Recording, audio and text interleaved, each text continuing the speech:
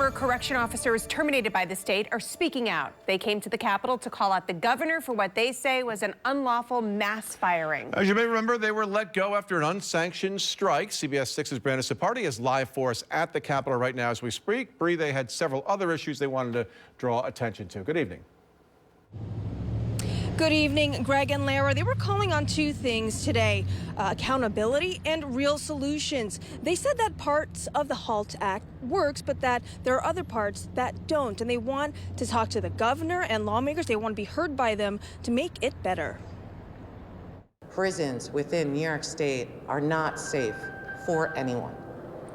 Not just officers, not just the incarcerated, not just civilians, and not just visitors. The more than 2,000 correction officers fired by the state claim the state is using them as scapegoats instead of fixing deeper problems inside New York's prisons.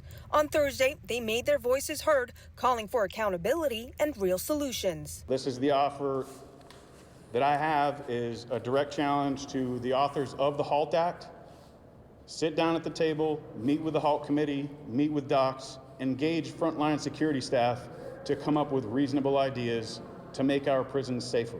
We don't believe the solution will happen overnight, but I do know that there are 2,000 terminated officers still screaming safety. These terminated officers also say they were fired unjustly without due process, many of them out on medical leave when the strike happened. Officers who were out on FMLA and workers' compensation with paperwork completely up to date and reassured from their facilities that they were all set, that they didn't have anything to worry about, were also terminated.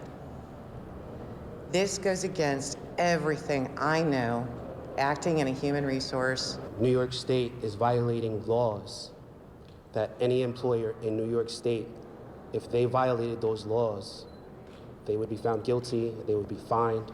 A spokesperson with the governor's office said in part, quote, Commissioner Monticello has taken steps to address safety concerns and quality of life issues raised by dock staff. Those who willingly broke the law violated a court order and failed to return to work after multiple good faith offers from docks will never work for New York State again.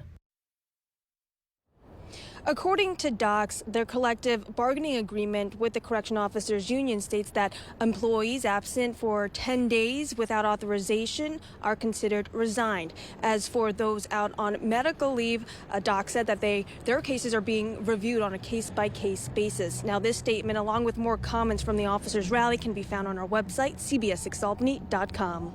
Reporting live in Albany, Brandon Cipardi, CBS 6 News.